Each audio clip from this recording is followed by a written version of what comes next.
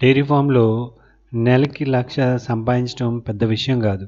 కానీ ఈ ఫార్ములా, ఈ పద్ధతి చెప్పే ముందు అసలు వాస్తవ పరిస్థితులు ఇదెలా ఉందంటే, ఇలాంటి ప్రదేశాల్లో కదా డైరీ ఫామ్ ఉండాల్సింది.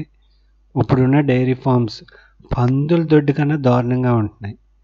కనీసం పశువులు కదలటానికి కూడా ఇబ్బంది పడే చోట్లలో ఈ రోజున డైరీ ఫార్మ్స్ 90% ఉన్నాయి. డైరీ ఫార్మ్స్ పైన కంప్లీట్ నాలెడ్జ్ ఉన్నోళ్ళు, లేనోళ్ళు కూడా మరీ దారుణంగా డిస్పోజబుల్ గ్లాస్ కన్నా హీనంగా పాడి పశువుల్ని ట్రీట్ చేస్తున్నారు. 10 ఈతల సంగతి దేవుడెరుగు. ఒక ఈతకు కూడా నిలబడే పరిస్థితులు లేవు. ఇలా ఉంటే ఇలాగే కొనసాగితే ఇంకో 10 ఏళ్ళ తర్వాత పాడి పశువు అనేది కనిపించదు. అత్యధిక శాతం అరకొర నాలెడ్జ్ ఉన్న 3 ముక్కల ఎదవల చేతుల్లోనే వీళ్ళు పాడి పశువులు ఆరోగ్యాన్ని పాడు చేసుకుంటాయి. చాలా బాధాకరమైన విషయం అండి. దీనికి తోడు ఇష్టం వచ్చినట్లు సప్లిమెంట్లు, ఇక్కడ ఎవడు పడితే ఆడే డాక్టర్ అండి. ఏదో ఒక చిన్న కొండ గుర్తులు చెప్తారు, ఇంకా ఆ రోజు ఆడే డాక్టర్. ఇంకా దీనికి తోడు ఇష్టం వచ్చినట్లు సప్లిమెంట్లు, పాలు ఇవ్వకపోతే ఇంజెక్షన్లు. ఈ మధ్యనే ఒక డైరీ ఫామ్ విజిట్ చేసామండి. ఆయనకి 40 years ఎక్స్పీరియన్స్ ఉంటుంది. నిజంగా ఆయన ఎంత ప్రతిభావంతుడంటే, ఆ పాడి పశువు మొత్తం జీవచక్రంలో మీరు ఏ సమస్య అయినా చెప్పండి, 4 చివర ఉంటుందండి సమాధానం ఆయనకి. అంత సమర్థుడు. నిజంగా ఆయన చెప్పేవన్నీ అంతలాగా వర్కౌట్ అవుతాయి కూడా చుట్టుపక్కల గ్రామస్తులు, రైతులకు. కానీ ఇక్కడ విషయం ఇప్పుడు ఎంతవరకు వచ్చిందంటే, ఆయన ఎక్స్పీరియన్సు ఇప్పుడు ఉన్న ఈ ప్రపంచంలో ఆయన పనికి రాకుండా పోయింది. అది ఏమవుతుంది, ఆయన స్వతహాగా బిజినెస్ మ్యాన్ అవటం, డబ్బు కొదవలేదు. కానీ తను లేకుండా డైరీ ఫామ్ నడపలేని పరిస్థితి. ఏవెందో ఆయన దగ్గర కావాల్సినంత మనీ ఉన్నా ఆయన లేకపోతే పరిస్థితులు తారుమారు అయిపోతాయి. ఇది ఎంతలాగా వచ్చేసిందంటే, ఆయన తన వ్యాపార బాధ్యతలు చూసుకోవటం కోసం ఏం చేశారంటే, బీహారీ వర్కర్స్ పైన డైరీ ఫామ్ పెట్టి వెళ్ళాడు. వాళ్ళు మామూలు శాలరీలు కదండి, ఒకరికి 18,000 20,000 శాలరీలు ఇచ్చి పెట్టిన వాళ్ళు. ఆయన అలా వెళ్ళటం, వీళ్ళు వాళ్ళ సొంత తెలివితేటలన్నీ ఉపయోగించి మంచి నీకనాకలాంటి జాతి దూడలను కూడా మరి వాళ్ళని పోగొట్టుకోవాల్సిన పరిస్థితి తీసుకొచ్చేసారు ఆ డైరీ ఫామ్కి. మరి ఇలాంటి పరిస్థితుల్లో ఇంత ఎక్స్పీరియన్స్ ఉండి, ఎంత మనీ ఉండి, ఈ రోజుల్లో డైరీ ఫామ్ నడపడం అంటే నిజంగా కత్తి మీద సామే. మరి ఇలాంటి రోజుల్లో డైరీ ఫామ్ మరి నెలకి ₹1,00,000 సంపాదించాలి అంటే మనకి ఎలాంటి ఫార్మాట్ ఉండాలి అనే దానిపైన ప్రత్యేక విశ్లేషణతో కూడిన కథనం మీకోసం. ఇండస్ట్రీస్ ఎక్కడ ఉండాలో ఒక లెక్క ఉంటుంది. ఇండస్ట్రియల్ ఏరియా, ఇండస్ట్రియల్ పార్క్, అక్కడే ఇండస్ట్రీస్ని ఉంచేందుకు ప్రయత్నం చేస్తారు. ఊరి మధ్యలో తీసుకొచ్చి ఇండస్ట్రీ పెడితే ఏమవుతుంది? సో డైరీ ఫామ్ కూడా అలాగే. ఈ లైవ్ యానిమల్స్ తోటి డీల్ చేసే ఈ డైరీ ఫార్మ్స్ ఎక్కడ ఉండాలో, ఎలా ఉండాలో ఒక లెక్క అంటూ ఉంటుంది. ఏదో చేతిలో మనీ ఉంది కదా అని ఇష్టానికి డైరీ ఫామ్ పెడితే యానిమల్స్ని సరిగ్గా ట్రీట్ చేయకపోయినా కంపల్సరీగా చేతులు కాల్చుకోవటం ఖాయం. స్వచ్ఛమైన గాలి, నీరు, మన కాలువ నీరు అయితే ఇంకా బాగుంటుంది. ఇక నీరు విషయానికి వస్తే రోజుకి 4 సార్లు, అసలు డైరీ ఫామ్కి అయ్యే సగం ఖర్చు నీళ్ళకి అయిపోతుందేమో. 4 సార్లు కడిగినా, 2 సార్లు కడిగినా అన్నన్ని నీళ్ళు. నిజంగా మరి ఇంకా రానున్న రోజుల్లో నీటి కరువు వస్తే ఇంక వీటి పని అంతే. ఇంకా ఇరుగు సందుల్లోని ఆ ఇళ్ళ మధ్య ఉన్న డైరీ ఫార్మ్స్ నిజంగా చాలా చాలా కష్టం ఫేస్ చేస్తాయి వచ్చే రోజుల్లో. అందుకనే ఇలాంటి ప్రదేశాల్లో కాలువలో పారే నీరు, స్వచ్ఛమైన గాలి, దేశీ గడ్డి వెరైటీలు, బాగా ఎత్తు పెరిగే జింజువా హిరామణి, వీటి గురించి కొంచెం చెప్పాలండి. ఎందుకంటే ఇవి 1 ఎకరా అయితే ఇంచుమించుగా 10 పాడి పశువులు సరిపోతుంది. ఇలాంటి మన దేశీ వెరైటీలు కంపల్సరీగా మళ్ళీ మన 1 ఎకరంలో సాగు చేసే ప్రయత్నం చేయాలి.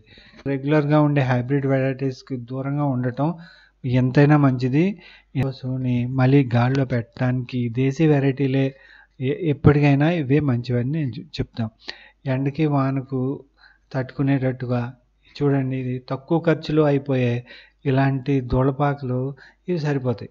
ఈ మెయిన్ ఇవేనండి. ఒకటి గాలి, నీరు, దేశీ వెరైటీలు జింజువా, హిరామణి. ఇవి 1 ఎకరం వీటికి దేశీ వెరైటీస్ జింజువా, హిరామణి కేటాయిస్తే సరిపోతుంది. ఒక 10 పాస్ పశువులు ఈజీ గెంటేయచ్చు. ఇచ్చే పాలు కూడా హై క్వాలిటీ ఉంటుంది. ఎప్పుడైతే అది పాడి పశువు హ్యాపీగా ఉంటుందో ఇచ్చే మిల్క్ కూడా చాలా హై క్వాలిటీ ఉంటుంది. ఇక మనకుండే మెయిన్ ప్రాబ్లం పొదుగువాపు వ్యాధి. ఈ సిమెంట్ ఫ్లోర్లు, ఈ మ్యాట్లు, ఈ అన్నీ డబల్ ద ఖర్చు. పూర్తిగా అసలు పాడి రైతు దగ్గర నుంచి మొత్తం గుల్ల చేసే పనులు ఇవన్నీ.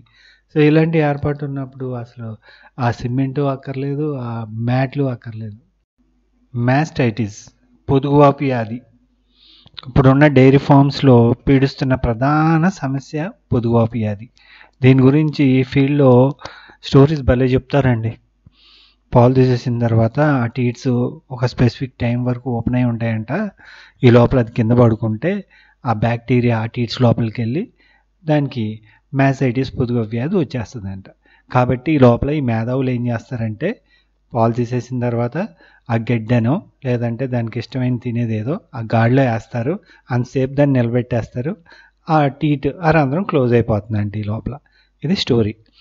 కానీ ఇక్కడ మర్చిపోయే విషయం ఏంటంటే సిమెంట్ ఫ్లోర్లు లేదా పాలు తీసేటప్పుడు హైజీనిక్ మెథడ్స్ వల్ల రాదంట. అంటే సిమెంట్ ఫ్లోరింగ్ సరిగ్గా కడకపోయినా రాదంట, పాలు తీసేటప్పుడు హైజీన్ స్టాండర్డ్స్ మెయింటైన్ చేయకపోయినా రాదంట.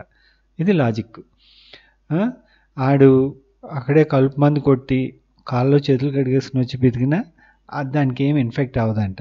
సిమెంట్ ఫ్లోర్ సరిగ్గా కడకపోయినా పర్లేదు, ఆ మ్యాట్లు సరిగ్గా వదలకపోయినా పర్లేదంట. ఇలా ఉందండి లాజిక్. సో దానికి అంత తేలిగ్గా అర్థమైపోయి ఆ లాజిక్ అయితే సైంటిస్టుల దగ్గర నుంచి ఈ అరకొర మేధావుల వరకు ఇదే కాన్సెప్ట్, ఇదే టాపిక్. కానీ దీనికి మెయిన్ కారణం సిమెంట్ ఫ్లోర్లు, మ్యాట్లు. ఈ రెండు తీసి పడేసి ఇంతకు ముందు ఉన్న 40 years బ్యాక్ ఇదిగోండి ఇలాగా దూలపాకులు, క్లీన్ ఫ్లోరు, ఆ మట్టి ఆ పొదుకు తగిలేటట్టు ఉంటే ఆటోమేటిక్గా అవి మళ్ళీ ఇంతకుముందు ఎలా ఉన్నాయో ఆ పరిస్థితులు వచ్చే అవకాశం ఉంది. అంతేకాని ఈ సిమెంట్ ఫ్లోరింగ్లు లేదనుకుంటే పాలు తీసేటప్పుడు హైజీనిక్ స్టాండర్డ్స్ కొంచెం మెయింటైన్ చేయకపోవడం వల్ల ఇన్ఫెక్ట్ అయ్యి మనం డైరీ ఫార్మ్స్ నష్టానికి కారణాలు ఇవే. సో సిమెంట్ ఫ్లోరింగ్లు, ఈ మ్యాట్లు ఎంత తొందరగా మన డైరీ ఫామ్ నుంచి తీసేస్తే మన పాడి పశువులు ఎంత బాగుంటాయి. మెయిన్గా ఇవే దూలపాకులు, క్లీన్ ఫ్లోర్ అవి మెయింటైన్ చేయగలిగితే ఇలాంటి క్లీన్ ఎన్విరాన్మెంట్లో సగానికి సగం సమస్యలు తగ్గిపోతాయి. ఒకసారి ట్రై చేసి చూడండి, తప్పకుండా ఫలితం వస్తుంది. డైరీ ఫామ్ విషయంలో బ్యాంక్ లెక్కలు వేయకండి. బ్యాంక్ లెక్కలు మిగతా బిజినెస్లో సక్సెస్ అవ్వచ్చు, కానీ లైవ్ యానిమల్స్ విషయంలో అంటే మన డైరీ ఫామ్ విషయానికి వచ్చేటప్పటికి ఇక్కడ అంతా ఊరు బాగుంటేనే దేశం బాగుంటుందనే కాన్సెప్ట్ మీద డైరీ ఫార్మ్స్ అని హిట్ పర్సంటేజ్ ఉంటుంది. ఏదో 3 సంవత్సరాలకి ఒక బ్రేక్ ఈవెన్ పాయింట్ అని, 2 సంవత్సరాలు బ్రేక్ ఈవెన్ పాయింట్ అని లాంగ్ రన్లో నిలబడవండి. ఎప్పుడైతే ఊరు దేశం బాగులోనే తన బాగు చూసుకునే డైరీ ఫామే లాంగ్ రన్లో నిలబడుతుంది. వాళ్ళు అంటారు 2-3 సంవత్సరాలు బ్రేక్ ఈవెన్ పాయింట్ కాదండి, డే 1 నుంచే బ్రేక్ ఈవెన్ పాయింట్ కూడా పోయి లాభాల్లో పడే అవకాశాలు ఉంటాయి. ఇక్కడ ఒట్టిపోయిన అనారోగ్యంతో ఉన్న పాడి పశువులు మీకు ఎదురవుతూనే ఉంటాయి. వాటిని ఏం చేస్తారంటే ఊడుమ్మడి 10 ఎకరాల భూమి ఉంటుందండి, వాటిలోకి పంపించడం జరుగుతుంది. అక్కడ రెడీగా ఉన్న పాడి పశువుని తిరిగి ఆ రైతు మందలోకి వస్తుంది. సో ఈ రకంగా యావరేజ్న రోజుకి 100 లీటర్స్ ఈజీగా తీయవచ్చు 10 పశువుల మీద. గ్రామం చేత నడవబడే ఒక సిటీలో స్వీట్ షాప్కి ఈ నెయ్యి తరలించవచ్చు.